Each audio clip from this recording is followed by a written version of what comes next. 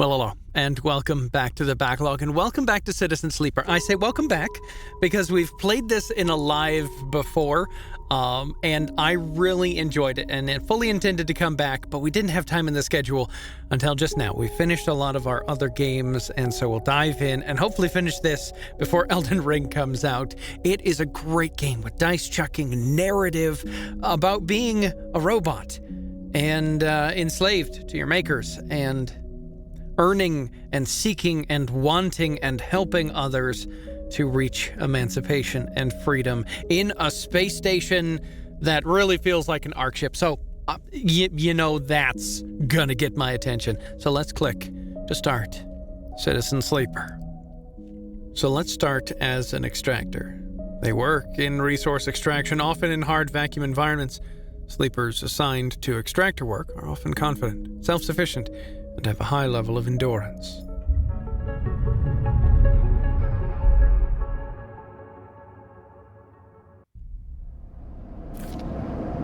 The first thing you become aware of on waking is the disconnect, the delay between thinking and feeling, between wanting to act and acting.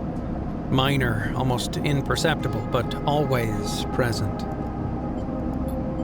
The first thing, it's at its worst when waking, when your self has spent many dark hours recalling what it felt like to be real, to be a person, to be in a body that was indisputably yours. Think of that body. A leap into a cold lake on a hot day, a sting of blood welling from a fresh wound, the friction of a fingertip. All of a sudden, the memories are closer than you thought, blurring as you approach, until you can't tell one from the other. The cold slips in, behind and around you, and the sensations fade out of reach. Perhaps you should be thankful for the dulled nature of this new body, given your current circumstances. The walls of the container feel immediately present, cold, hard at your back and face, cramping your limbs. You resist the desire to stretch, knowing that the claustrophobia comes next, and retreat a little from your central nervous system. It isn't painful, not like you used to know pain, at least. In emergency mode, pain is a message delivered with efficiency and ease, a reminder that harm is imminent. There's no insistent throb, no trembling nerves, just a warning delivered with the banal quality of a digital notification. Right now, there are thousands of them. Remember the others. You remember there were 10 of you. 10 that could no longer stand the indentured work, the routines, the slow decay. 10 whose belief in their promised future was slowly dismantled day by day until they realized they had sold away everything that could and would ever matter. 10 that would escape, or at least die trying. Some were lost in the shaft, others never found the meeting point. Only a few made it to the containers. But the freighter, as far as you know, left. That feels like enough. Enough to know that you might no longer be on that grim and heartless rock.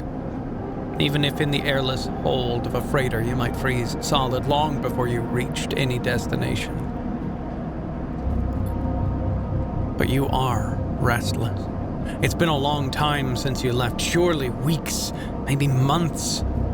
You're dully aware of damage to your legs, your right arm. You've been reserving energy as much as possible, but your body has still needed to shut down many of its systems to protect you. You've spent much of that time asleep, knowing that anything else would be impossible to endure.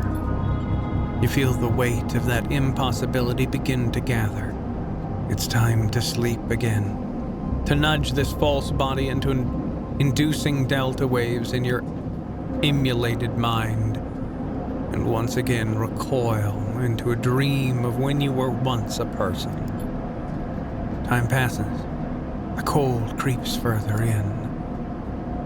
You feel something. Warmth. Not true warmth, but the indication of its presence. Your joints release from their rigor. Sound, too, everywhere, screeching and shimmering so loud that your body ducks your hearing to protect its sensors. Then light, white as the cold, softer and softer until a haze of dirty yellow. A figure appears. You're out. And here we are on the station. You can see it's very much between horizons. If you've seen that playthrough, I highly suggest that's a great playthrough. Dragos, Pragmatic Salvager. It's been a few hours since Dragos pulled you from the container. You sit huddled in a corner of his scrapyard, swaddled in the reflective folds of a mylar blanket. You're slowly coming back to consciousness, back to life, and you stare at the ornately curving element of an improvised heater. You're surrounded by angular, incoherent lumps of ships, some corroded beyond recognition, others still carrying glassy wounds along their edges where a plasma arc sliced them apart. As you trace their shapes with fogged eyes, you hear a voice. So, Sleeper, you all thought out? Almost. Never seen one of you come in like this. New frames must have better perseverance in sub-zero vacuum. I've seen more than a few of you frozen solid to hull plates or inside-outer locks in my time. I wasn't so lucky. Dragos comes into focus, shrouded in makeshift tech, his headset with its glinting eyes the mark of a drone operator. On his shoulder, one of his symbiotically linked drones perches, its irising eye locking you with an unflinching stare. Last living sleeper that came through this yard was a while ago. They didn't last long. You struggle to read his expression beneath the tech, but he seems lost in memory for a moment. Or perhaps he's just figuring out what to do with you. I plan to survive. What happened to them? He ignores your question. I won't ask what led you to do it. To sell yourself to a corporation. And I suppose you know you can't go back. Your old body, that's theirs now. And you're just software. A rogue emulation, illegally possessing corporate property. You nod along. You remember biometrically signing the forms, the cold floor on your feet as you padded to the sleeper cells. The promise of a life off-world. But as you do, you get the now familiar sensation that these aren't your memories. These are things you know, but not things you feel. You're no longer that person. You're an offshoot, a copy. What you won't know is what's ahead. At least the last one didn't. There's no easy way to put it. That body of yours is falling apart. It's the same for any sleeper who makes it out. SNR wants to protect their property, but if they can't keep hold of you, well, then no one can. You remember that too, or at least rumors of it from the other sleepers. Planned obsolescence, a built-in dependence on the regularly administered supplements that were part of your routine. Stop taking them, and your body begins to shut down. Separate from your emulated mind? How long has it been? How long do you have? But for now, Sleeper, you're one of the lucky ones. Dragos glances up and away, towards the glassy dome of the yard. The Eagle Eye's in the best place you could be right now. The eye? The station. You'll see soon enough. Dragos impatiently shifts his weight. Look, I've got things to be getting on with. He trails off. There's an old freight container I've been using as storage out in the stacks. We haven't been pulling in much valuable scrap these days, so you're welcome to it. Something wells up inside you. Emotion. Fatigue. You shakily get to your feet. All right, you head on up there. You look like you need some rest. And with that, Dragos stalks away, back to the racks. His drone's already converging on a rusting hulk. Plasma flashes silhouetting his spindly figure as he returns to work. Welcome to Erlin's Eye. Life on the Eye runs in cycles, during which you can talk to the characters, explore areas of the station, and perform actions. All right, I'm going to skip over the tutorial. If you want the full tutorial, you can look back at my live stream for that. But let me fast forward a little bit here and get to the regular gameplay. This time, you don't wake up. Instead, the ghost of the station, that shifting skeletal ring, surrounds you. For a moment, you're gone, absent from your own body, stretched out across the colorless void. Then the connections begin to establish themselves, threads tugging on the edge of your mind. These threads become vectors of exchange and then extensions as you feel your thoughts slipping away down them, dissolving into the millions of distributed nodes they connect to. You see the station. No, you feel the station like a web of texture in a smooth black liquid. Even though you have no eyes, no sight, you see or feel the map of the station. No, not the map of the station, but the map of its connections. It's a looped cloud with spokes and spires that jut out into space. It's an ingrown thing full of obsolete loops and severed pathways. It's a system, a map, and a territory all at once. You notice a tugging feeling pulling at you insistently as if it were a small child. Somehow it's pulling you in two directions at once. You look down. All of a sudden everything shuts off. You come back trembling into this unfamiliar body, both yours and not yours, all at once. You find yourself standing in the container, eyes now open to a dark steel walls. You feel a change within you, a shift. You close your eyes for a second and you feel it waiting there, the station splayed out across your mind. A storm of connective nodes waiting to be explored, and then it's gone. All right, here we are. Here we are in our habitat. We've done a little bit of work. We do need to help our buddy here. So you can see there are different nodes that we can go to and explore, and you see these little segments around the nodes. Every cycle, every day, these will get one added to them, and this red one will get one added to it. And if once they finish filling up, something happens. Something will happen, and we probably don't want it to happen. But let's see here. We've got 3 dice to spend. We've got 2 really low dice. Those are nasty. I don't like those. And 1 really high dice.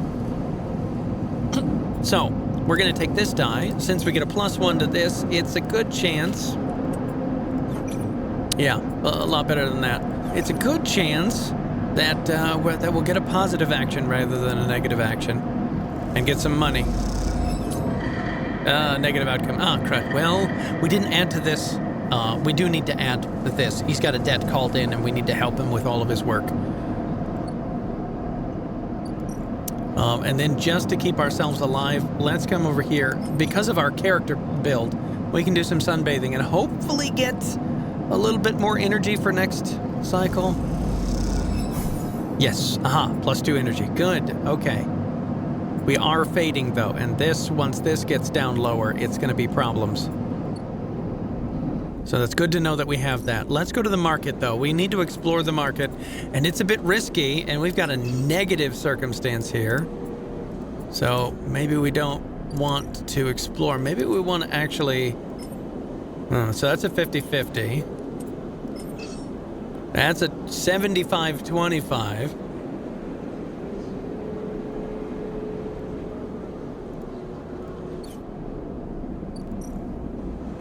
Either one of them will work, so let's go here. At least it's positive or neutral, no danger.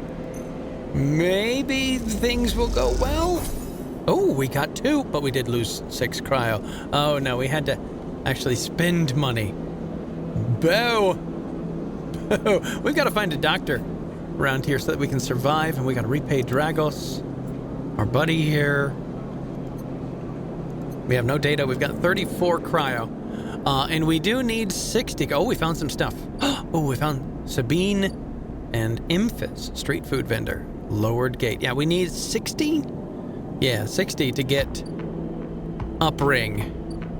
Let's go talk to the food vendor here. Imphis is busy, his broad face uplit by the makeshift gas burner in front of him. With precise, delicate movements, he lays thick chunks of marinated fungus into a dented wok, his other hand idly tossing a metal bowl of sliced vegetables in some red-flecked dressing. The smell is incredible. You watch as he fulfills a set of orders, heaping the fungus with the bright salad and depositing it in plastic trays. A stack of chits rattles in his apron pocket as customers file past the burner, handing over payment. Watch. Despite the queue, Imphis doesn't rush. He dresses each portion individually, squeezing precise slugs of liquid from an assortment of bottles into the bowl of torn leaves and bright slices before tossing them loosely together. Occasionally, a waiting customer might mutter something about efficiency, but Impus remains steady in his process. After a while, the queue fades back to the crowd, and Impus sets down his metal bowl and looks up across the burner to see you watching him. I can feel your eyes burning a hole in my bowl. For example? Oh yes, please. He gestures neatly. Come over. The smell is almost unbearably strong as he cooks. The earthiness of the fungus laced with something so spicy the smoke makes your eyes water. The heat from the burner is like a bonfire, and your skin hardens in its glare. I know you sleepers. Impus says while he cooks, his voice deep but clear. Hard life. A lot of stories. He glances up from beneath his cap with piercing eyes. I know. Tell him a story. You begin to tell him about your journey to the Eye, and he nods as he cooks, his eyes never leaving his work. You tell him of the confusion, the pain, but also the sense of possibility and its sudden arrival. You tell him of the cold and dark of the container and the endless cycle spent within it. Now, it seems, you tell him like some dream that you once had, but you can never forget.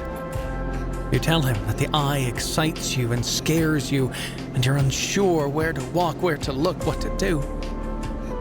Eventually, you trail off, running out of words. He places a plastic tray of steaming fungus in your hand. Next time we can talk some more. He smiles. But next time, you pay. He slams a heavy hand against a button on the burner side and it shuts off. The roar of the flame and its impressive heat fades. Next time then, sleeper. He waves you away and begins to oil the walk. Before you turn back to the alley, you notice the geometric patterns of circular scars across his forearms, each surrounded with a constellation of glinting pin marks. You walk away, and as you do, you take a bite of the rich, spicy delicacy, sweet fungus. Your taste sensors light up like a fusion reactor. You'll be back. Aha! And we have full energy. Okay, that's good, because that should get us more dice, right? I think that gets us more dice. All right, Sabine. Oh, hold on, let me just check on this. Fungus fan. Impus doesn't trust people easily, but he knows his regular customers in his own quiet way. So we can fill that up. Oh, it costs 15 cryo. Oh, bit expensive. But if we get more dice, that might work. We can still come here. If we get one more, we'll get local knowledge, and that'll unlock something. Oh, but we can't ask for directions. We have to explore the market. Ugh. Okay. All right, Sabine, who are you? What are you up to? Next, comes the call from the enforcer. Oh, sorry. Next, comes the call from the enforcer at the door. You shuffle down the flickering hallway towards the open apartment door. And you keep your head down and your shoulders high in the queue, trying not to bring attention to yourself. You were thankful for the tip-off that a doctor was operating out of this place. But now that you're here, you're not so sure. The gang enforcer on the door, the flickering light strips, the decaying hab block, they've all made the long queue a test of your nerve. But your options are few. And without a supply of stabilizer, this body, your body, well, you suppress a shiver and shuffle forward to the front of the queue. You try to find something to distract yourself. Look inside. Oh yes, you lean against the doorframe and look into the apartment. The entryway is dark, punctuated by the green indicators of stacks of sealed containers. You lean in and see amber light filtering through a far doorway, screened with plastic sheeting, beyond which blurred shapes move. The slap of the enforcer's palm against the doorway jerks you awake. Wait your turn, he growls. After a few moments, a figure pushes through the doorway, and you catch a distant voice. Send the next one in, Toshiro.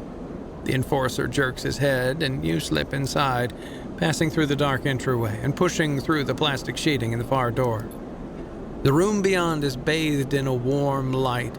A floor-to-ceiling transparent panel gives a full view of the bright market's sealed roof and the buzzing traffic above, and for a moment you're transfixed by the motion. Come, sit, pulls a sharp voice, and you see a silhouetted figure turned away, replacing the plastic sheeting over the frame of a simple folding bed. You make your way across the room. Okay, doctor in bright market. All right. The figure turns. As they do, you see an expression of confusion flash across their features. They open their mouth as if to speak. They blink and then quickly regain their composure. Please sit. They gesture to the bed, then turn to an open case of tools on the table. You sit. Sabine turns, a compact diagnostic scanner of some kind in her hand. They hold it to their eye. Remain still, please. Their tone is clipped and businesslike. You stare ahead, still dazed from their expression when you first entered. Fear, recognition, sadness, unmistakably etched across their face. How long have you been on station? They ask, the scanner still to their eye. A few cycles. They nod. It's good you came to see me. They set the diagnostic scanner on the table. I'm going to start by assuming you don't know anything. They take your arm and roll up your sleeve, inspecting your synthetic skin. Your body is dying, they say, without ceremony, without drama, but not without empathy. SNR doesn't like to see its proprietary technology let loose. To prevent bodies like yours, frames, as they call them, from being stolen, repurposed, or in your case, escaping, they built in a process of so-called planned obsolescence. Frames decay rapidly when not regularly injected with synthesizer, one which SNR remains the sole producer of. They look up. Sound familiar? Yes. Good. That they help. They swap to your other arm, running some thin metal device over your skin. You feel your forearm tremble. I'm sorry, Sabine says, and you're unsure if they mean from the cold touch of the metal or everything else. Emulations like you, sleepers, as most people know, you aren't classified as people in any of the surrogate systems. You have no rights, no status. They focus hard on the inspection of your arm, and SNR has no reason to release stabilizer into the market. Sabine looks up, as if to apologize again, but they stop themselves. I know little of this is of use to you. They turn away, disassembling the metal instrument and cleaning it. Silence fills the room as Sabine works, and then the silence gives way to tension. You stare at their back, willing them to say something, anything. Sabine turns to face you. I may be able to help. They sigh, and you see the darkness under their eyes, hear the fatigue in their voice. They gesture to the door. You saw Toshiro outside? You nod. He works for my benefactor, Yatakan. They're influential in the low end. They give me this space to work, run the door, and take the profits. At the same time, I have to fix up their enforcers, tend to their implants, sew their wounds. She looks away. But Yatakan has connections. Smugglers from the Stalwart Belt, mercenaries working for the corporations on Impa. If they can source the stabilizer, maybe you'll have a better chance. Sabine sets down their slate, their notes complete. This is dangerous, and it'll be expensive, but I think we can do it. Thank you. Sabine walks away to the window, their face dappled by the shadows of passing drones. Let's just see if this works first. I'll let you know when I have lead. You nod and leave, Sabine still staring out, unmoving. When you reach the lower level of the market, you look back up through the panels of the roof to see if you can see their face. But the room looks dark against the lights of the market. You duck your head and walk off into the crowd. Okay, all right, so we've discovered food, and we have to wait 3 whole days before we can get more synthesizer, because we're fading.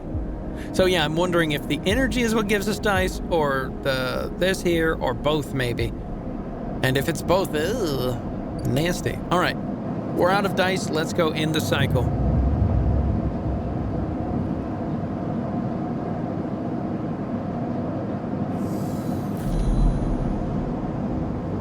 Again, the skeletal ring of the station fills your mind.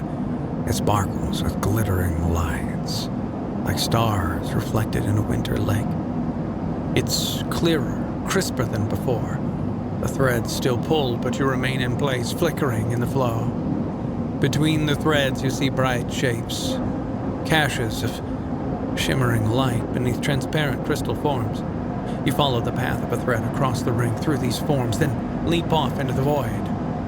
You begin to understand these are nodes and connections, a map of information, of communication. There are so many layers, so many loops that it seems almost impossible to parse, but you begin to try. Let's focus on the threads. There are more threads than you can count. You choose one that passes nearby and approach it. As you inspect it, you understand why you instinctively chose the word thread. When you first saw them, they were not single lines, but rough, fuzzy things woven from data strings of all kinds. The threads and nodes, passages and puzzle boxes, one leads to another. There's so much here, so many answers, so many questions. All you need to do is follow the paths and open the boxes. You look out across this ghost landscape of exchange and see an opportunity. But then, that insistent tugging again, pulling at you. You look down again and see two lines, two threads pulling in different directions, as if they were tied around you. The first thread leads out, away from the station, into the inky black. Someone out there is tracking you, hunting you, following the thread to you. You're in a ship, and the ship is approaching ever closer with each cycle. The second thread leads in, pulling deep into the station. Your gaze follows it, and this time you see something. A spear shimmering above a strange angular body. A pulse shoots out from it, passing over you like a torch beam, testing you, tasting you. You open your eyes. Time is short. Oh, we are hunted. We are hunted indeed. And we still only have 3 dice. Yeah, we gotta get that, tutorial, the cloud. Something has changed inside you. You can now access the data cloud of the Eye, a network of decaying protocols and data caches. Well, there, you can use dice and items to access systems and extract data. But be careful. These networks are old and strange. Click the I button at the top of the screen to toggle this on and off. I button? Oh, indeed. Key node. Oh, my.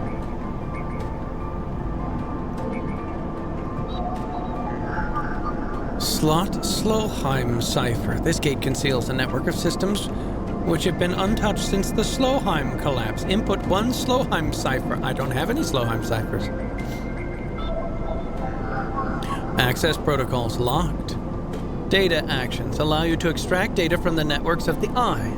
They work like dice actions, but in order to unlock them, you must match your dice to the one displayed on the right of the action. If you have a +1 or +2 modifier in the interface skill, you'll be given more possible dice to match. You can use any dice that matches the dice displayed. Once unlocked, the data can be extracted. I don't have any 3s. I don't have any 1s. And what's this? Oh.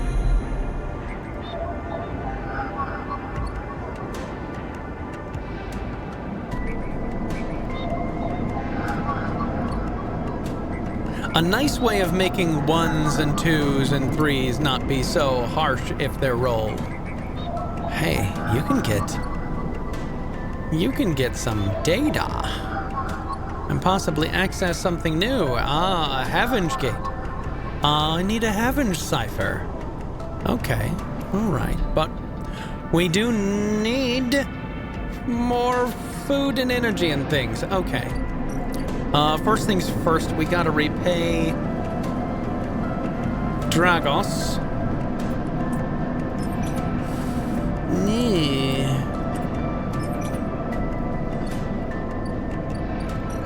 So let's focus on that this turn.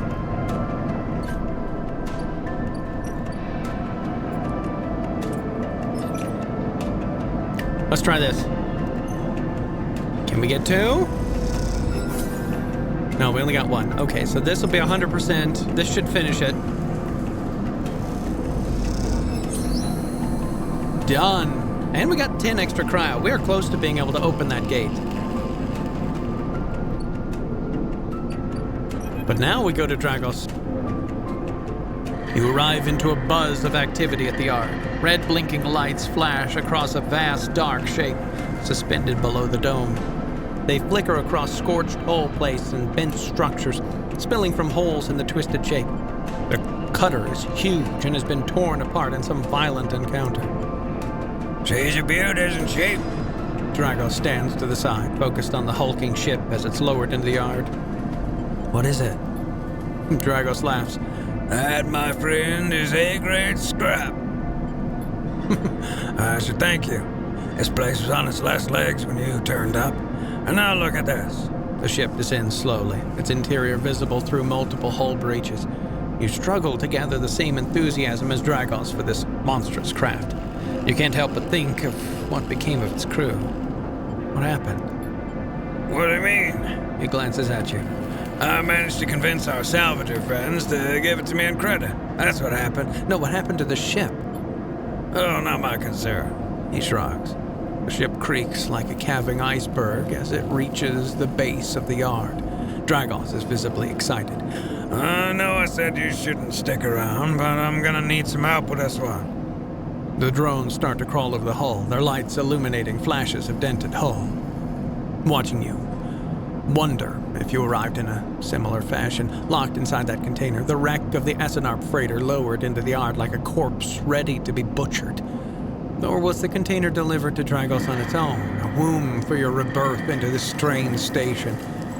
You shudder. Perhaps if you could learn something about this ship, you might be able to trace the path that led you to this yard. Dragos squeezes your shoulder. After these past cycles, I think you're up to it. What do you think? You see the fading name of the ship emblazoned on its side. Winter Light. Let's do it. He claps you on the back. Glad to hear it. Come back in a few and we can make a start. A real beauty, Dragos repeats, perhaps just to himself. You take one last look at the shattered ship as the drones start cutting and then slip out of the yard, feeling suddenly cold in the empty passage. All right, a new drive discovered. Oh, and an upgrade point. Oh, yes. Okay, cool. Very good. We need upgrades. Oh, because all of these -1s are just killing me here. Oh, this -1 specifically. Yeah. Okay, so photosynthetic scan, hard to kill. Keep +2 dice, even when condition is breaking. Predictive reasoning. Okay, transfer intercept. Chance to gain cryo on interface actions. Chance to gain random scrap item on engineer actions. Chance to gain energy after any engage action. Or predictive reasoning plus... Just get rid of this one. Really tempted to get rid of this one and just be done.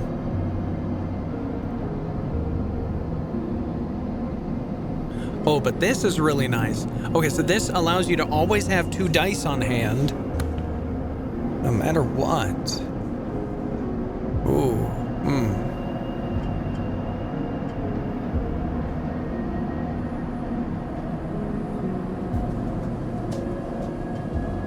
No, we need to get rid of the -1. It's just gonna hinder us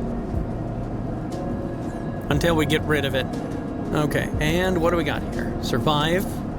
Yep. We gotta wait for Sabine to acquire the stabilizer. Study the winter light. This blasted ship came into the same yard as you did. Is there a connection, or are you just paranoid? Get to know Emphis. Oh, we need to eat at his stall, apparently. I know we got money, but, yeah, you know. Okay, we got one more. Where are we gonna put it? We could put it here. That'll give us a 5. 50-50%.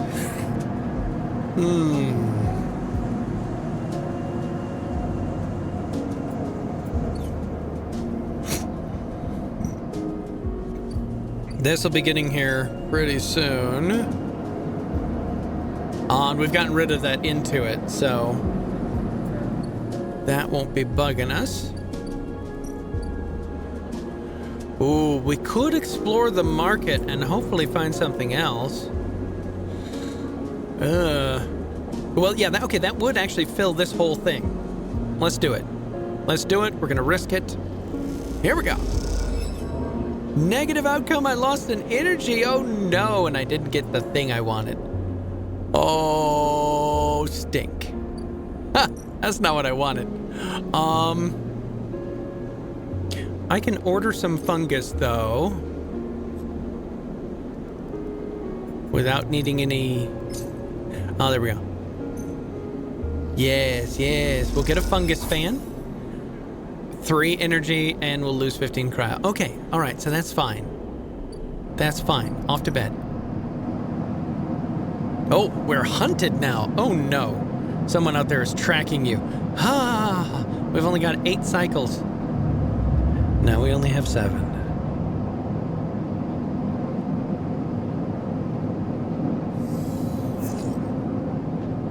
Two 5s and a 1. Okay, so we'll do a little bit of data entry. Oh, wait, what's going on? As you close up, a voice echoes down the corridor towards you. Sleeper, wake up! Turn. Fang is coming down the corridor towards you, a wonky grin on his broad face. Hey, glad I caught you. Do I know you? He grins. You do now? He puts a hand on your arm. I've seen you hanging around. Just want to chat. You staying in that thing? He nods back to container, shaking his head. Rough. Can be hard to get a start on the eye. He looks way down the passage. What was it old Erlen said? The eye opens for us all. Nice idea, but, well, not always very practical. He glances back at you. We do our best, but it isn't easy. We? You pass together into the main walkway. Heavenage. We're all one dysfunctional family. Fang puts an arm around you. I'm not part of the security branch, though. Don't worry, I'm with systems. Avenage? Think of us as an administrative association for the eye. Depending on who you talk to, we either emerged as a response to or a continuation of Andrew Erlen's original union. He smiles. Personally, I avoid the topic. He stops you in the quiet passage. Look, but that's not what I'm here to discuss. I've been seeing some unusual network activity and, well, I know a little about you sleepers. I have a small proposition for you. He glances around. But this is not the place for it. I have an office just across the way. Give me a cycle or 2 to prepare, then when you're settled, stop by. He lowers his voice and gives you a dark look. In truth, I need you.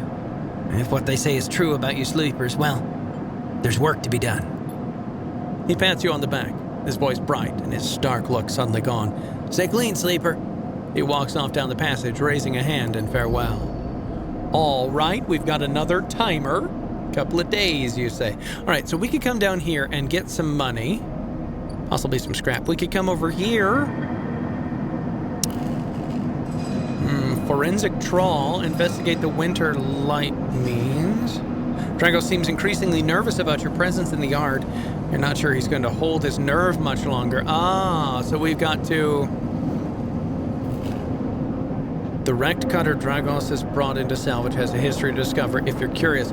Okay, so this is the one thing I've heard about this game is that there's so many options that you really can't get them all in one playthrough. So you're going to run into these situations where you've got to choose, and then you've got to save the other ones for a different playthrough. All right, so I'm kind of tempted since I've got some 5s here to come down here to this cutter salvage and hopefully help out Drago before he loses his nerve. Wait, what's this? Okay, it looked like I could push something. Also, there's Dock C4. That's not doing anything. That's just waiting. And that's just waiting. And I haven't done any of this. That's right. I haven't done any of this because it's risky and I didn't have the right dice. So maybe I use one of my dice here. And one of the dice here, just to explore the market and have it done.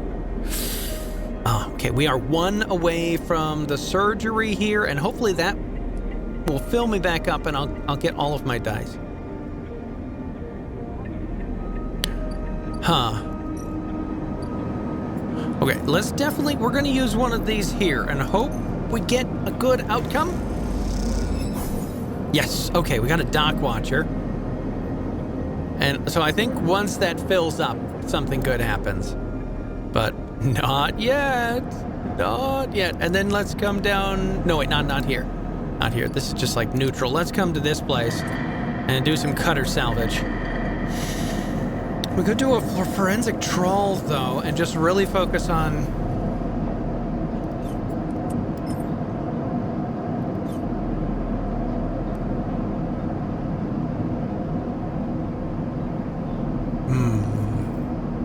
Okay, so yeah, this will get us money, and I kind of want the money. I would love the information, but we're not really doing an Intuit character, so let's hopefully get some money.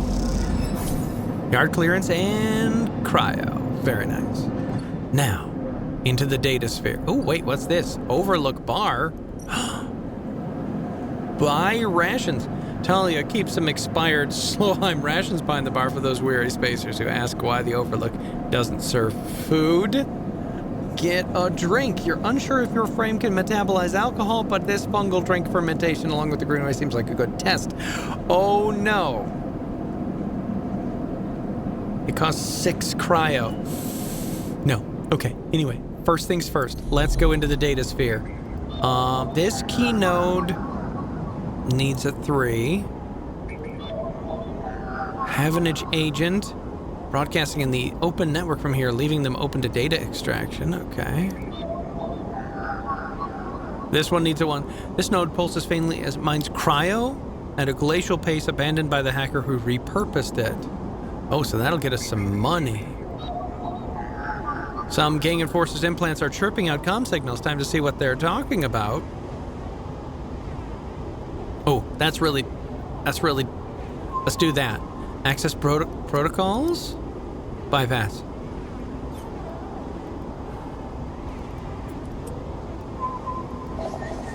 Unlocked. Extract the data. I've got some Yatagan data. Oh, a data cache skimmed from Yatagan hardware. Interesting. Okay, so if I get another 1, I can come over here and get some cryo. Wait, why is this white now?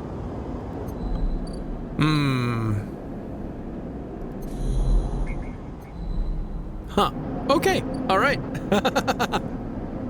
I don't know what it is that I've just gotten. The data skimmed from Yatagan hardware. Maybe I can use it to pay for the drugs that I need. I don't know. I just don't know. Okay. But I think I have enough energy that I get all 3 of my dice if I just go and sleep. So, let's do that. And we'll come back again next time. And we'll play some more. I'm really looking forward to playing through this whole thing with you all. And I hope you enjoy it as well. Until then, play it again later.